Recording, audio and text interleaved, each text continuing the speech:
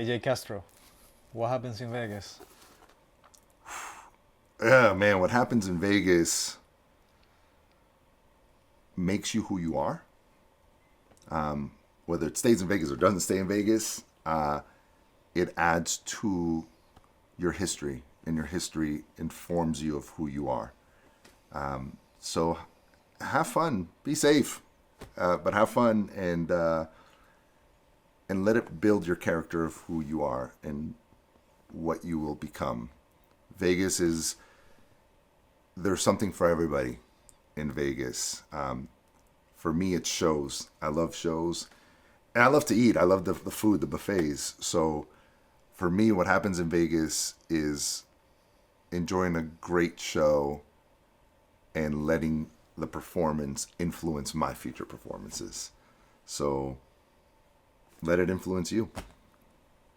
How would you describe Vegas to somebody that has never been here? And yeah, An adult playground.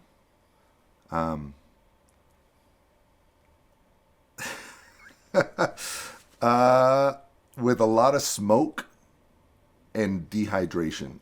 So somebody who's never been here, drink water. Whether you're just going to shows, but you have to walk across the strip, or you're eating a lot, you're drinking a lot, whatever it is that you're doing, drink water because it's an adult playground, and the best thing you can do is stay hydrated. so tell me about AJ. AJ, wow, a family man, hard worker, professional, wanting to leave a mark on this world. I was born in Costa Rica. I lived there until I was 7 years old. My mom got remarried. We moved to Miami. I didn't want to go. All my family was in Costa Rica. I remember crying at the airport. I don't want to go. I don't want to leave. Like a big dramatic movie scene. But we went to Miami. And I grew up there. Now, it's an easy transition because Miami is a melting pot, right? So I went to elementary school, middle school, high school there. I got really into sports, basketball. Soccer first. Always soccer, right? And here's a little story that will tell you about AJ Castro and who he is at a very early age. Maybe the title is Stubborn. Stubborn to be great. I played soccer and I was very good at soccer. But I always wanted to score the goal. And, I was 12 years old. I wanted to score a goal. I never scored a goal because I was a very good goalie. So at 12 years old, I was a goalkeeper. And I would keep advancing as a goalkeeper. I was Miami-Dade, all county, all city, all state. And I was very good at goalkeeping. But I didn't want to do goalkeeping. I wanted to score the goal. I want the glory, right? At 12 years old. And so my coach told me one day, if we're up 5-0, I'll put you at forward and you can try to score a goal. I said, okay. So I worked really hard that game. Nothing got past me. Everything stopped at the goal. We were up 3 goals, 4 goals, 5 goals. And now we're up 5-0, and I'm looking at the coach. Hey, let's go. I have limited time, 10 minutes left. Put me at forward. I want to score. And he didn't do it. And I remember with 1 minute left, or a couple minutes left, I took off my gloves and I put them on the pitch and I walked off and I quit. I stopped playing soccer. I was very good as a goalkeeper, but it's not what I wanted to do. I wanted to score a goal. I always joke with my friends that I could have probably been a professional goalkeeper because I was advancing in those ranks. But I didn't want to do that. At 12 years old, I wanted to score a goal.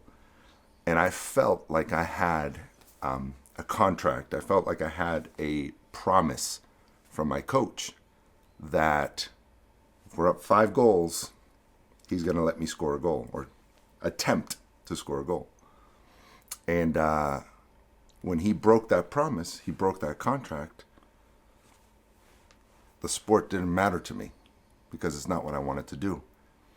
And that word, that relationship, that trust that I had with my coach was broken. So there was no reason for me to keep doing something I didn't want to do, even though I was good at it. So I quit. And I remember at 12 years old, my mom, she said, "No, don't quit. Keep going. You're really good." And my mom, coach calling my mom, "I'm sorry, let's, bring him back, please." And I was done. And at 12 years old, soccer took a big part of my life, and I had to have a substitution. So my cousin Arturo from Costa Rica, he was my best friend. He's somebody I looked up to, an older cousin. He was really into basketball. And so I said, okay, 12 years old, I'm going to play basketball. So I started playing basketball, and I played in high school, played at the highest level that I could play.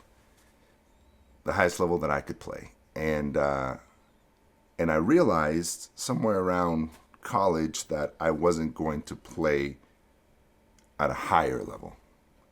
So again, I was faced with the dilemma of, if I do something, I want to be, even if I'm a janitor, if I'm an Uber driver, if I'm a CEO of a company, I want to reach for the top. And so if I can't continue in this level of basketball, I'm done. So I stopped playing basketball. And at the time, I got an opportunity to get involved in a play. And so I kind of like it. It's challenging. It's exhilarating. I kind of like this acting thing. And so I decided to take some acting classes and start that process with the goal in mind that I can be a hard worker in this industry. I can put a lot of effort, time, dedication, better myself just like I did in a sports mentality, take that to TV and film, and advance through the industry to reach the higher pinnacles of that industry. So that's what brought AJ Castro to the entertainment industry. But once I took that step, then I started studying and understanding the dramatic world and the acting world and the entertainment world. And then you can start kind of looking at influences. So not necessarily a hero where, you look back and you say, oh man, when I was 2 years old, I saw this movie and it changed my life. Because in Costa Rica, I didn't see movies. It's a different life in Costa Rica. The United States has a culture of entertainment. You go to the movies. You go out to eat for entertainment purposes. You go to the theater. Growing up in Costa Rica, I was young, right? But movies and TV wasn't the power that it is in the United States. We would get, even sports, we would get delayed, right? You would have a basketball game here in the United States, and we would see it delayed in Costa Rica. It was a different time. So TV and film wasn't part of the culture. It was a lot of soccer, a lot of sports, a lot of family, right? It's just a different atmosphere. So I never grew up, big movies, Indiana Jones, Star Wars, right? Caddyshack. I didn't see those movies until I was 18, 19, 20, 22, 25.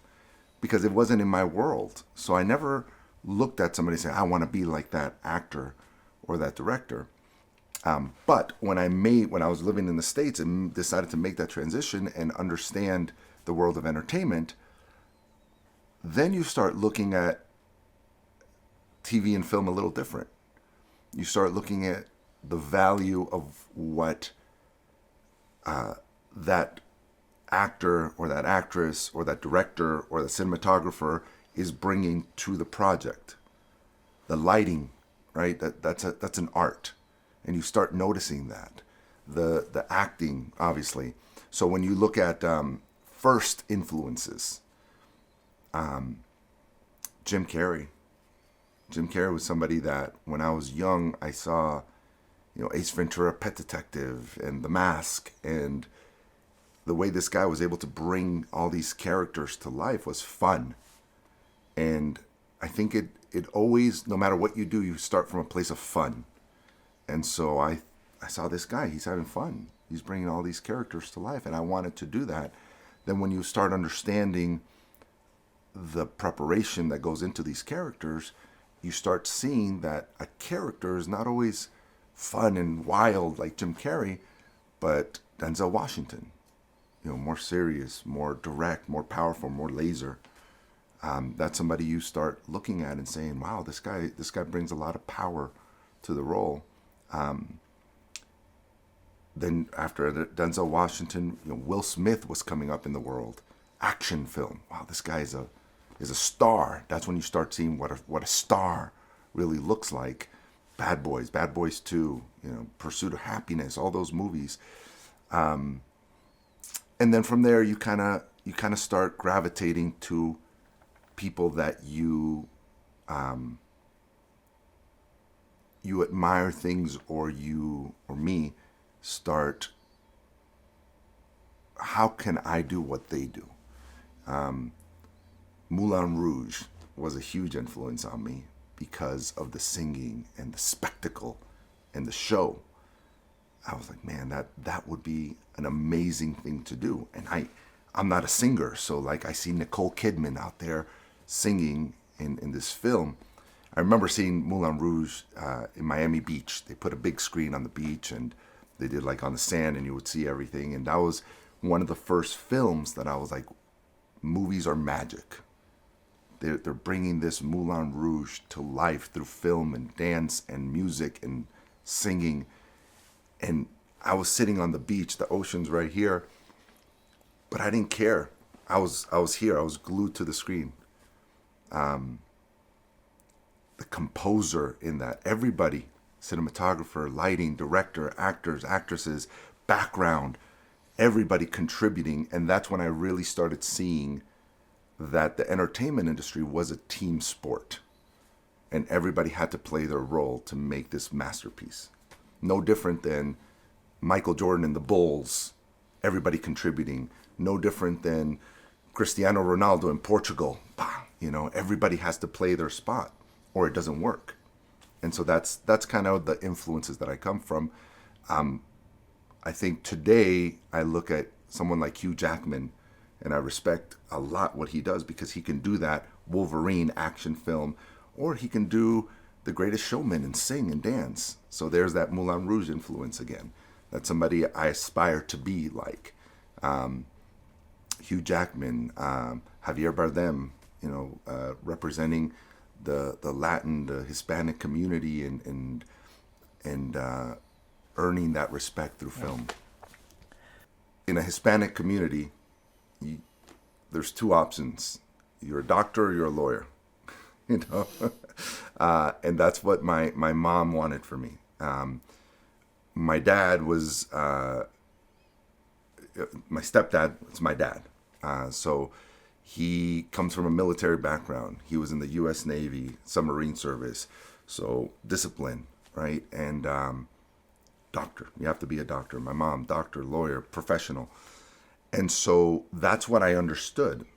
And it was never in me to go into the medical field. I tried law a little bit, and pre-law and political science.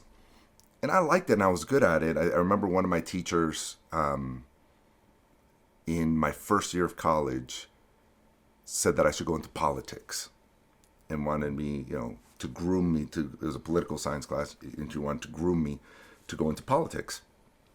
And I thought about it for a little bit, but remember, when you asked me about AJ Castro is somebody who wants to be the pinnacle of whatever he's doing. Doing this Vegas interview, right? What happens in Vegas? I want this to people to see this and want to see it again and share it, because maybe I offer some sort of inspiration, right? So whatever I do, I want to take it to the best that I can do. I don't want to compete with anybody else and say mine is better than his or his is better than me. That's not it. I want to do the best that I can do. And so when I was introduced to politics, I was born in Costa Rica. So this is going to sound silly, but because I was born in Costa Rica, I cannot be president of the United States. So politics is dead to me. You can say, oh, well, you can be a congressman, you can do, other things, but I can't be president of the United States. And for me, I want to aim for that, because if you aim for that, maybe you fall a little short, maybe you don't, but you do the best that you can do. And that's how I want to live, right? And so if I can't be president of the United States, then I'm not going to do that. So around that time, I had an opportunity. I was getting away from basketball, away from team sports, and doing more theater, doing some background work in some TV shows in Miami, telenovelas, things like that. And I remember walking down FIU, my college campus, and I saw a sign for a student exchange program in the United States. I didn't necessarily have the financial means, or more importantly, the understanding or the guidance to do an international exchange. If I could do it today, maybe I go to Spain, maybe I go to wherever and study internationally. But this national exchange intrigued me, because I can stay and use my scholarship, but go experience something else at a different state. And I went into that office and I said, hey, can you get me to Los Angeles? And they said, Los Angeles is very tough. Everybody wants to go to Los Angeles. I said, good. that's how I live. I want to, if everybody wants to do it, that's my goal. That's the pinnacle. So he said, we'll apply and let's see what happens. And I got accepted to Cal State LA as an exchange program. So I was supposed to go to Los Angeles for 1 year and experience it. I loved the Lakers. I loved, I was getting really into TV and film, so I loved the whole entertainment industry, and I wanted to see what this was. So I did the student exchange program. I moved to Los Angeles. It was supposed to be 1 year, and I ended up staying.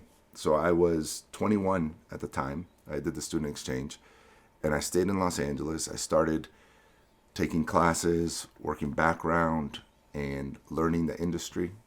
And I got my first official gig, acting job, in 2005. It was a TV commercial that I never got paid for.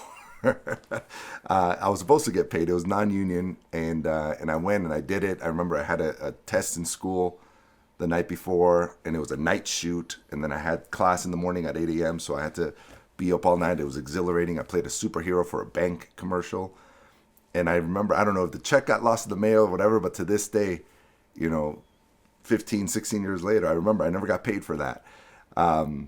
So whatever bank it is, you owe me some money.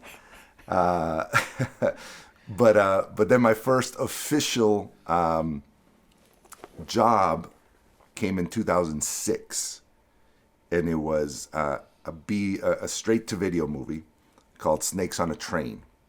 It was around the time that the Hollywood blockbuster Snakes on a Plane with Samuel L. Jackson was coming out in theaters. And this company, they did what's called mockbusters at the time, where they would take the name of a popular film and they would do a little B movie and go to, Blockbuster, Hollywood Video at the time, straight to DVD.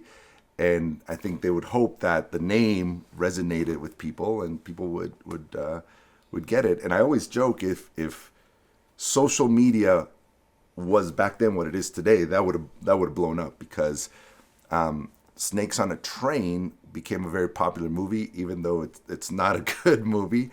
It was my first leading role in a film, and that's, I think, in 2006, the moment that I realized, oh wow, I can do this. And so having that experience, even though it wasn't a good movie, it was a B movie, gave me the confidence to say I can lead a film, I can lead a TV show, and then I just started kind of getting deeper and deeper into it, getting representation, agents, managers, and allowing myself to be pushed a little bit. Yeah, so the process today is a lot different than it was 16 years ago, or even 3 years ago. Today, everything is more, I say, convenient for the actor, because you get to submit a lot of self-tapes, which you can do at home. If you put the right equipment together and you record your first audition at home. Before, it was all in person. You had to drive there and you had to audition in front of a casting director. But the process has remained, outside of the medium, the process has remained pretty similar, which is you get a notice that a casting director wants to see you for a specific role. And it's a little different in commercial and TV and film because of the speed of how everything moves. But the gist of it is you get the first audition, a notice. You put, whether it's in person or on self-tape, you go in and you give your representation of this role. Sometimes that's it. That's where it ends. And you don't move any further. And I think the challenge to longevity in the entertainment industry is accepting that was it. You got an opportunity to perform this character, and you put work and effort and preparation into this character, but that's where it ends for you with this character. You go back to Jim Carrey, Ace Ventura, The Mask, right? He had an opportunity to present his character on a big scale. Somebody else might have done a different version of Ace Ventura that didn't make it. But they did a version of Ace Ventura. And that was their opportunity to be in that role. So sometimes it ends with the first opportunity, but you have to be okay. And the goal is to perform or do something in that first opportunity for you. Not for the casting director, not for the writer, not for the director, for you. Something that you are proud of presenting, because that could be the last time. So let's say it's not the last time and you go to the next one. Sometimes there's a callback where they say, okay, great, you did. We like what you did. It's not you did it right, you did it wrong. It's, we like the character that you brought. We like the interpretation that you have. Let's see it again. Because now we cut it down from 50 actors to 3, whatever it is. And so now you perform it again, and now they're maybe choosing who has the best look or who fits the puzzle a little bit better. So you get to perform that character again. So now you get to perform it 2 times maybe. And this applies to a big movie or a commercial. Maybe it's a Sprite commercial, and you get to drink Sprite twice and be that character who promotes the Sprite 2 times, right? If you're lucky enough to fit the puzzle, because it's not always your talent or your character was right or wrong. It's just you fit the puzzle that they're trying to build. Then you get to you get paid. You get to go on set and do the character in front of the camera. Yeah, with the crew, with the director. You get to work the character a little bit more, and then you have a final product. And the thing is, sometimes that final product never sees an audience.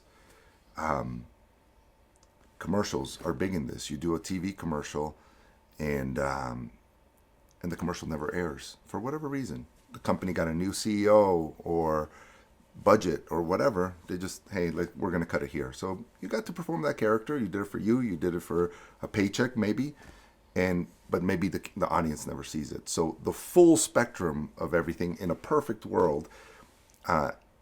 You audition. Maybe you'll get to audition twice. Maybe it's only one audition. You get to shoot it, and eventually it goes out into the real world. As you become a bigger name, maybe the audition part gets smaller, where you just get an offer. Hugh Jackman, he doesn't audition. He gets an offer. He gets a phone call. Hey, I have this script. You'd be perfect for it. You want to do it? So that's kind of the next step. What is it about acting that you love so much? There's a couple things. In a weird way, it's kind of bringing something to life. And, there's some people that like to grow a plant and give it life. For me, it's taking the words on a script and giving it life. That process of creating something from sometimes nothing is rewarding for me. So that's one. Two, when I came to the United States, I didn't speak English. I remember I knew how to say yes, no, thank you, please. And I didn't have a lot of friends because there was a cultural difference, a language difference, and I had some friends eventually grew on me, but at the beginning I didn't. And I remember I had come into Miami. I had TV and film, and one of my first birthday parties when I was 8-9 years old was in a movie theater. I remember there was a movie theater right next to my house, and every Saturday I would go to the movies. And it was a way for me to learn the language, a way for me to be entertained, to feel something. And so not only do I want to create, but I also want to create something that may help somebody else. Whether it's a kid who is trying to learn English and then they see a performance and it helps them see themselves on TV, or somebody who's having a bad day and wants to put on a comedy and just laugh a little bit. Somebody on a first date seeing a romantic film and it helps build their love, whatever it is. I think it's an opportunity to leave a mark on this world. In a weird way too, to me, acting has always been a way of reaching immortality. Because, we all have a certain amount of time on this earth. And when you do a TV or film show, you've reached that level of immortality where future generations can see your performance and you live through it. My kids, when I'm no longer here, when they're grown up, they can show their kids and their kids, oh, this was your grandfather, this was your great-grandfather, whoever. And you kind of reach a level of immortality through it. Sometimes it's through an actor, sometimes it's not just acting, a director. Oh, your grandfather made this, cinematographer, right? It shows the world what you do. And you can achieve that through, a lot of things, writing, creating a business, starting a business, leaving a business, right? But for me, it was, acting and writing. Yeah, I always really liked action films. When I first started in the industry, I wanted to be an action star, right? Car chases, big, blow up scenes, running, diving, stunts, right? I wanted to be a part of that world. growing up, Jean-Claude Van Damme, Jackie Chan, I would see their movies. Oh man, that's so cool to do. When you get into the entertainment industry, you start finding not only what you want to do, but what you are good at. In every industry, right? Maybe it goes back to my soccer days. I wanted to score the goal, but I was a good goalkeeper, right? By the way, if I had to go back and do it today and it was me and my child wanted to quit when he was that good of a goalkeeper, I would say, no, you go back, because, I could have been playing professional soccer or something. But as a 12-year-old, you don't know that. So always wanted to do action. Then I thought, okay, well, drama, I want to do like dramatic stuff, Denzel Washington, right? Boom. But over the years, I found a lot of success in comedy. And I think it's the expressiveness in the way I act and the joy it brings. I think there's an art to comedy. And I always, even when I try to do something else, I find myself gravitating back to comedy. And the world has a weird way of opening the doors that you're supposed to walk through. And so I think, look, I like doing it all, but comedy comes easier to me. So maybe that's the path.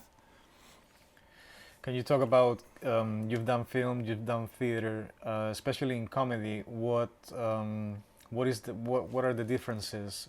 Because with not just in comedy, in theater you get an instant feedback. With film you don't. Right. Can you elaborate on that? Yeah. To some degree, maybe you say theater's, I don't want to say real acting, but it's a heightened acting because it's live performance. So you get that one shot at it. If something goes wrong, you have to adapt and still get to your finish line. So it's a heightened sense. It's also bigger because you have to, treat the person who's in the first row and the person who's in row 300 the same. Acting for film and TV, it's here. And that's the bigger adjustment is little movements, small movements, everything in the eye versus, theater is everything in the body and exemplifying it. Comedy is maybe a marriage of the two because you have everything here in how you have to portray through the eyes and through the small movements, but especially in TV shows that are multicam, you have the ability for more expression, and to some degree, bringing in more of that demonstrative nature. So maybe that because my first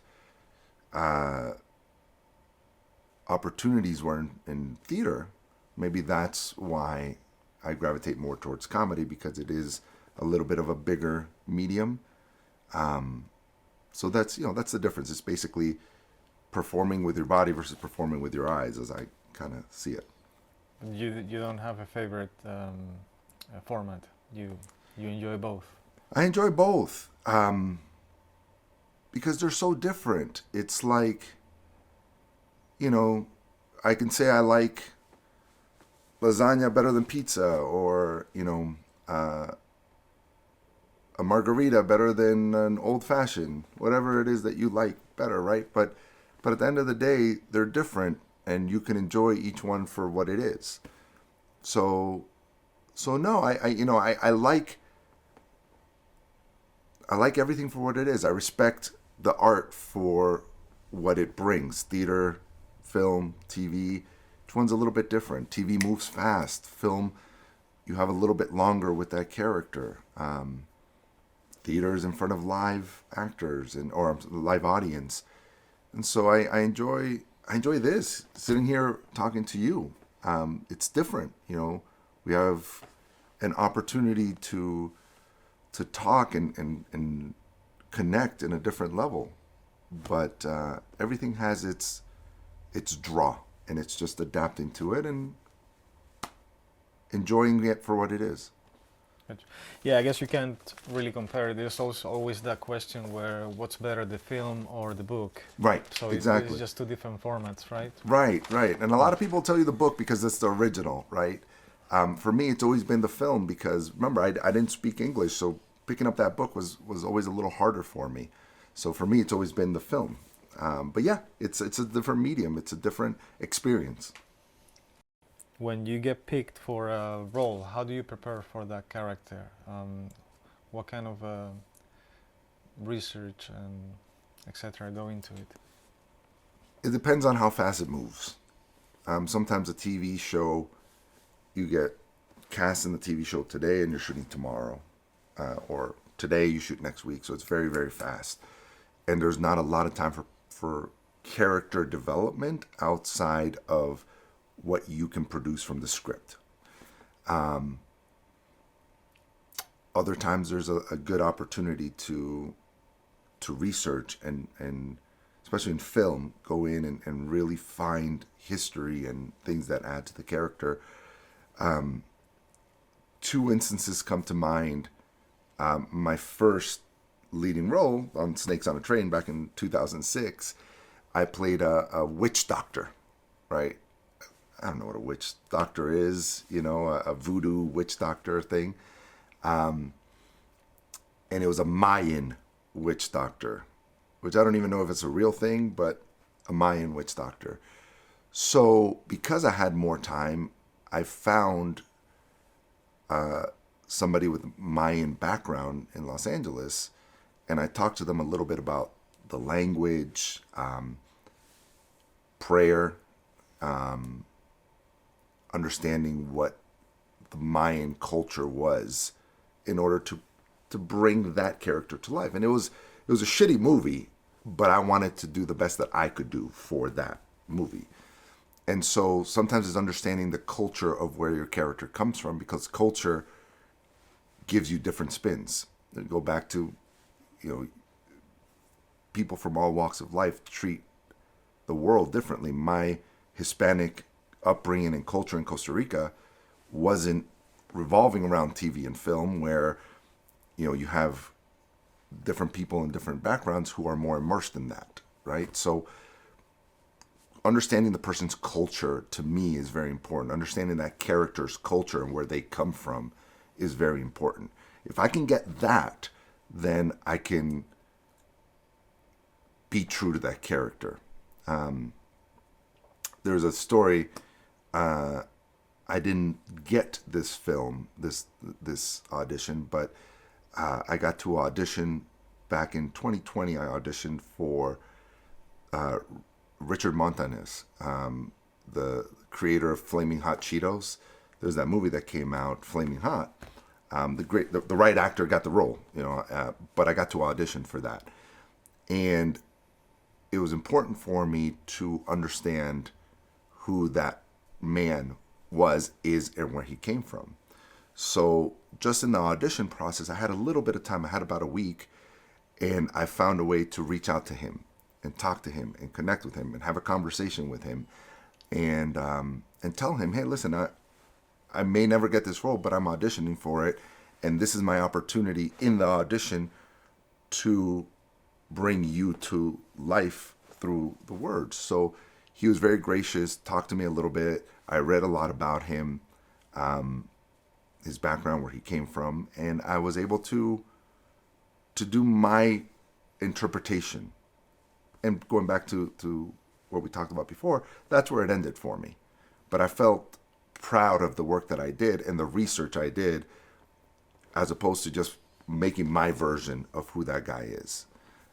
So a lot of times it's just reading and researching who you're trying to play, their culture, their background, and that's going to inform you of who they are. There's this word that keeps coming up in your dialogue, opportunity. I love the fact that you're able to recognize opportunity and understand it as it is, an opportunity. And it doesn't matter the level, the caliber, you always want to do the best you can if you get the opportunity. Sure. So, can you talk about being a Latino in Hollywood and Hollywood stereotypes? Yeah, the door is opened a lot more today than it was when I first started. When I first started, I would get cast as Ali Muhammad or, Muslim roles because I could grow a beard and I had hair on my hands, right? That was pretty On good, by my the own, way. right? Thank you. Thank you. And I remember watching the TV show Lost, and they had a guy on there. His character name was Saeed, and he played somebody from Iraq, and I could do the accent that Saeed could do on the TV show Lost. So hey, I could do the accent, and I have a beard.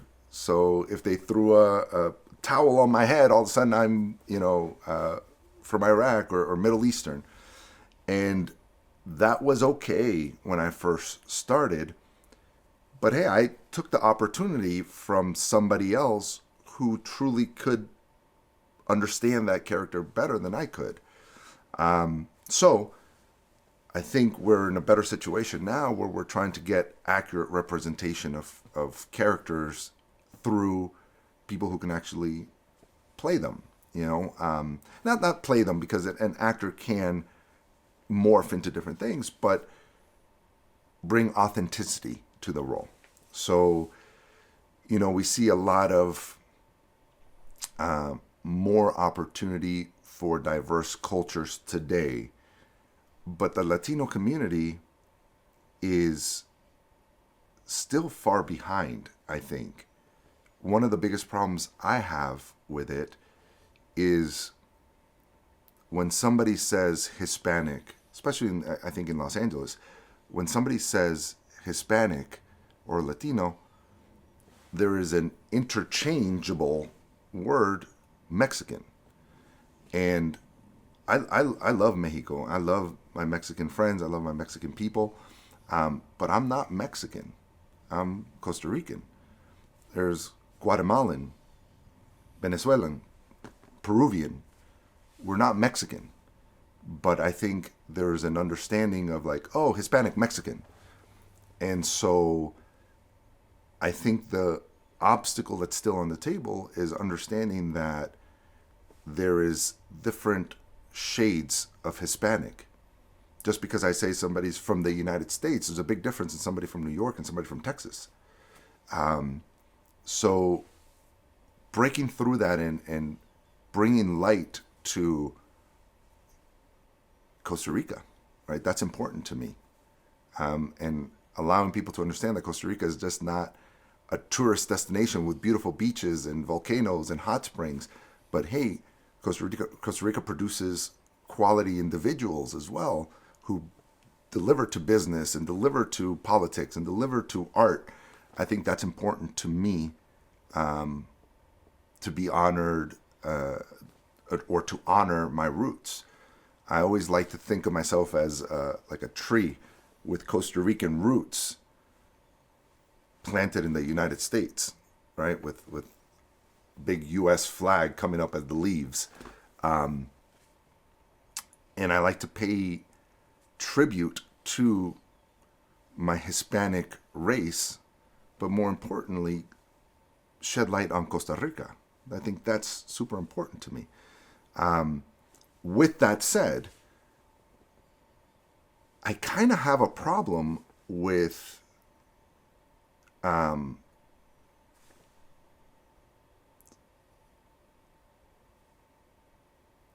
Hispanic or any other culture saying, I deserve this because I'm Hispanic, or I deserve this because I'm Asian, or I deserve this because I'm black, or I deserve this because I'm white, or I deserve this because whatever. No, let merit speak to it, but let opportunity open because we want a fair opportunity.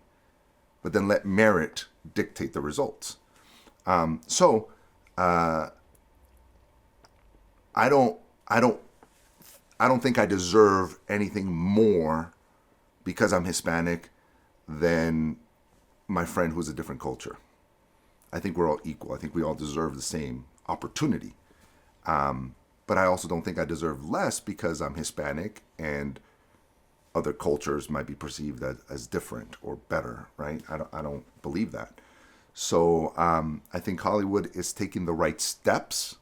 I don't think we're there yet, but I think we're taking the right steps in understanding that equality means equal opportunity, not necessarily handouts, if that makes sense. Directors, working with directors. I got a story. There you go. I want to hear it. Tell me all about it. Do you have a favorite type of director? And then your story, please. Favorite type of director. Look, I worked with this director a long time ago. He's not directing anymore. His name is Peter Mervis.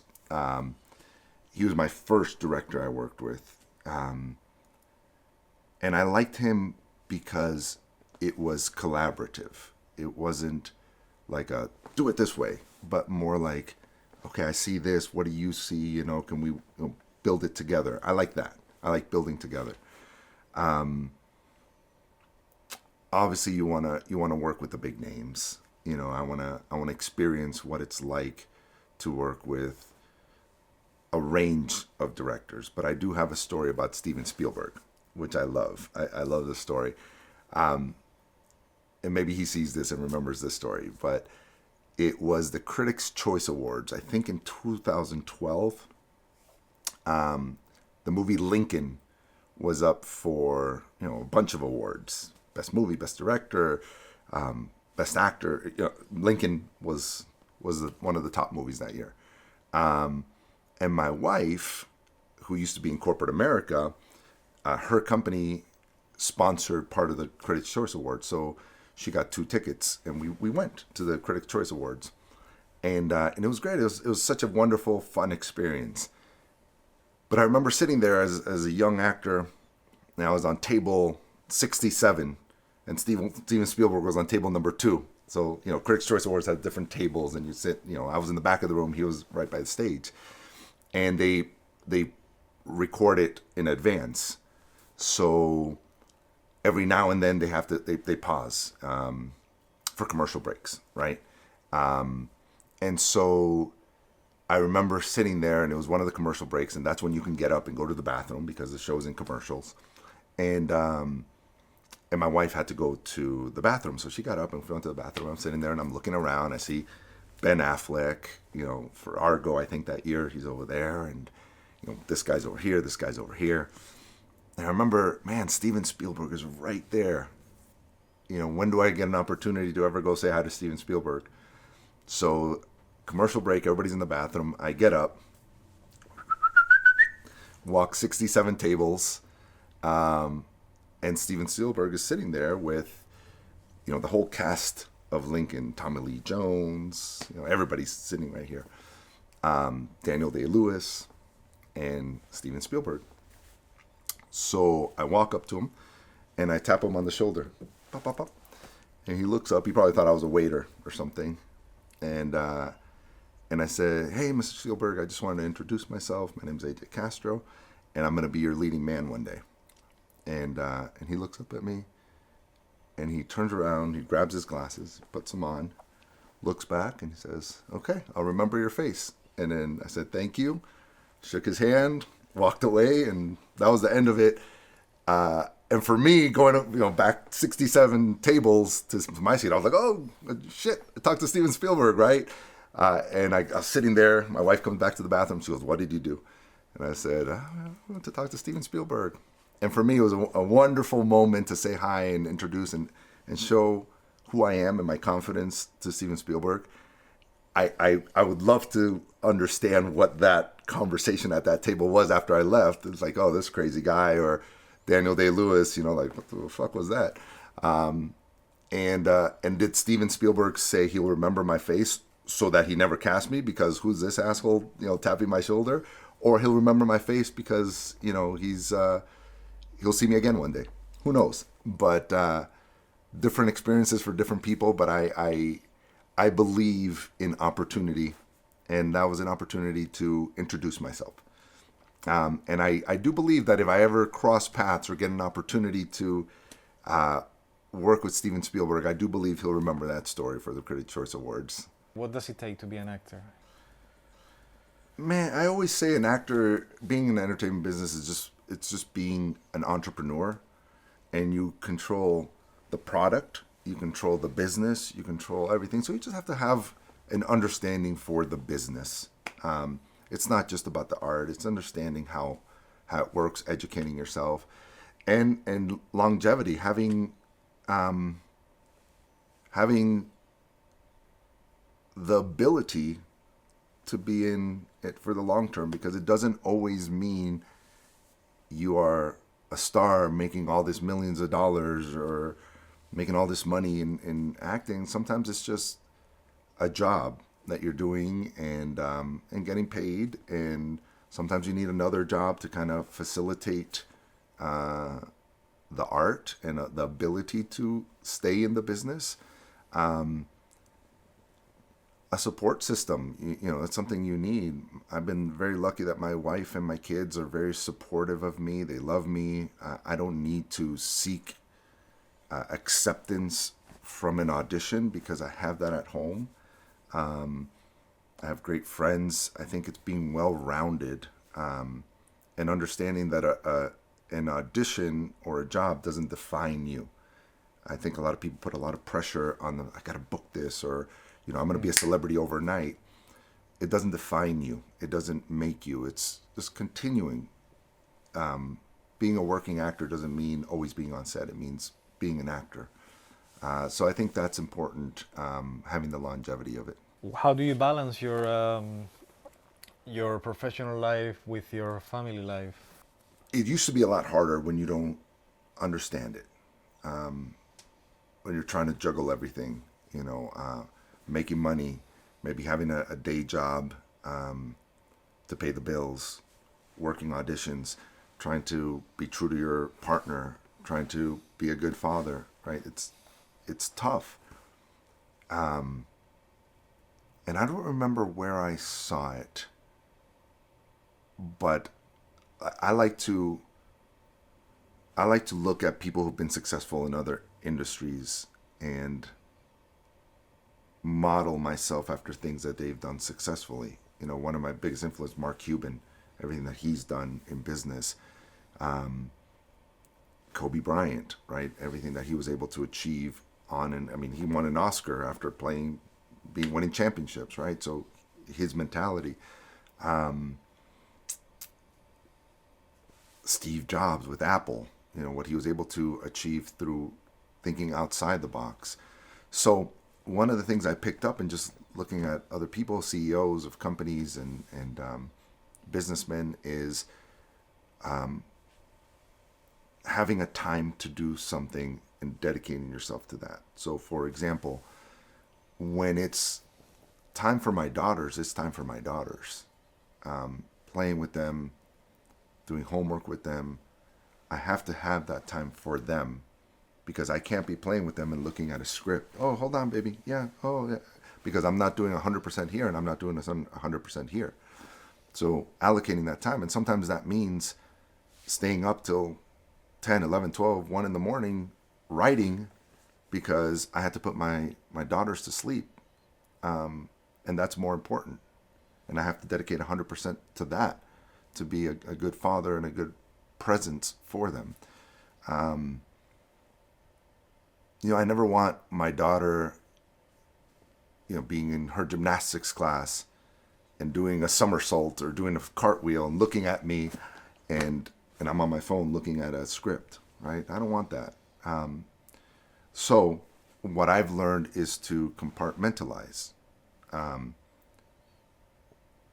When it's time for my wife and to sit down and have a glass of wine together, talk about our day, watch a movie together, that's for us. Nobody interrupts that. I try, and sometimes it's hard, but I try not to interrupt that. When it's time for my daughters, I try not to interrupt my time with them. Again, sometimes it's hard. Sometimes you have to. But you try not to interrupt and to give 100% to what you're doing. When it's time to memorize lines, my wife thank God, is very good at allowing me time. Hey, I got the daughters. You go memorize your lines, and spending an hour looking at a script and memorizing and writing it and making choices. Time for that. When it's time to work on something outside of acting, focus. You know, maybe I can, if I'm focused enough, I can do what somebody else does in 8 hours. I can do it in 6 hours because I'm laser focused. Ryan Seacrest once said, you got to find the 25th hour in the day. I think there's something to that. Is if you are laser focused and I can do in 1 hour what it takes you 2 hours to do because of my focus, because I'm not distracted, I can do more. I found the 25th hour. So that's the balance. And not just in acting. I think in anything you want to become, my wife is an entrepreneur. She has a very successful business that she poured her heart and soul into, but focus. When she's in her business, she's in her business and she's wonderful at it. But when she's home, she's a mother, she's a wife, and it's important to have that focus. So I think that's the key to anything. Focus. Goals. Tell me about your goals. Oscars. I want to be that Hispanic guy who wins Oscars, not only for me, for my family, for the Hispanic community, for everything we've talked about. Going back, doing the best that I can do. That's my pinnacle. Emmys, Oscars. I think that's how the entertainment industry, to some degree, is their championships, right? So going back to my sports days, soccer, I wanted to score the goal. Basketball, I couldn't go far enough. Wasn't my talent, my physical ability wasn't there. Politics, I can't be U.S. president. All those are things that were out of my control. And to some degree, I have the ability to reach for an Oscar. And I think in any business, you gotta strive for that. Whatever that means to you, a raise. I want to make $500,000. I want to make $100,000. I want to get a promotion. I want to get a sale. I want to be the best salesperson. Whatever it is, you have to reach for something. And for me, is that little golden statue, not because of the fame or fortune, but because to me that symbolizes I did it. And you know what? When I do it, I'll probably want to do it again. I think that symbolizes the check mark for me, that I was able to do it to the best that I could do it. Highest level. Level. Okay.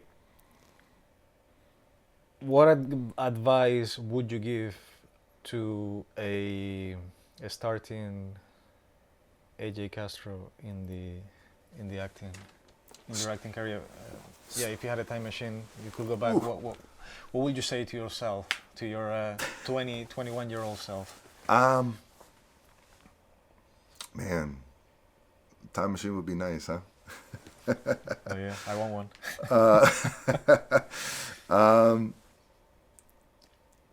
I would say this to myself, and I would say it to any person starting in acting today, and I would say it to any person starting in any business.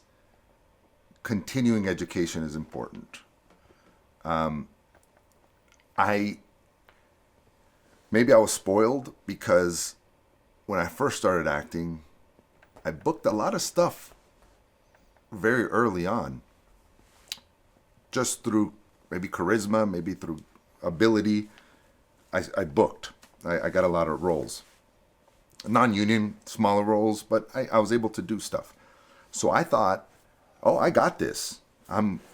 This is easy. What I didn't understand is the more I advanced in the industry, the more the competition was much better. And I didn't understand it. I just thought acting was acting. But no, there's a science to creativity, especially in acting, in bringing the technical aspects to life. You know, we talked about theater acting's big, on camera acting small. That's stuff you got to understand, you got to learn, and the technical aspects of it. So anybody starting out, or anybody who's been in the business for 10 years or 15 years and feels like they're not progressing, it's study. Take classes, improv classes, audition technique. If you're in business, you know, take a master class in something, learn something new. So even most recently, I started writing. I started taking, during COVID, I started taking a lot of writing classes, writing workshops. I studied at UCLA for script writing. And I found that my acting has become better because I understand writing now. And I understand why certain scripts are written, formatted the way they are, and where the lines are, and where the punchlines are, and what I'm supposed to hit and not. And I got a lot more knowledge through understanding writing than I ever did through just performing, because you see the script a little bit different. So in anything, I would say, going back a time machine to, 2004 when I first got here, number one, buy stock in Apple, right? And number two, always be in a class, always be learning something new. Even if you don't think it deals with acting, throw yourself in a class. Have your budget for self-development. Okay, let's talk about your projects and what's next for you. What you have on the pipeline, what you have coming out, all the good stuff. This is an interesting time in the world because a lot of people are making their own content, their own material, and I think you have to do that in order to survive. One of my goals is to have a production company and be able to produce projects I'm passionate about, give opportunity to different people, and so right now I'm doing a lot of writing. I have 2 pilots, 2 spec scripts for different shows, a scripted podcast that I've been really putting a lot of effort into. So creating scripts from the ground up, that's what I'm passionate about right now. On the performance side, I shot a pilot a few months ago called the Psionicum. It's about a university for the gifted, mind readers and telepathy and all that. It's comedy, and so that's a fun project. I look forward to see what happens with that. And there's always little opportunities that, if they pop, could be really big opportunities. I had a really nice opportunity for an ABC show, that the network ABC, for a show that's coming out in the fall, that I'm in consideration for. So if that goes through, great. If not, that's okay. I got an opportunity to play that part for a little bit of time. So there's always something that could happen, whether it's a script I developed or an audition I did yesterday for a really big role on a project that's coming out in 10 months. And that's part of becoming, that's a clear message for me, is it's not always the project that the audience is going to see. It's working towards it, the journey of it. So although I have a lot of different things that hopefully the audience gets to see, to me, the next project is what's still in here, right? And so enjoying the journey. So how do we find you? Best places to connect with me is probably social media. Instagram is one that I'm pretty active on. So at Real AJ Castro, that's my handle for across all the social media platforms. But Instagram's probably the one I'm most active on. Cool. Anything else you want to add and tell the whole world to close it up? Thank you. I think at the end of the day, thank you. You took the time out of your day to watch this, and if it inspired you to do something, or you just gave you something to learn, thank you, because time is valuable, and you took the time to watch me. So I appreciate you. Awesome.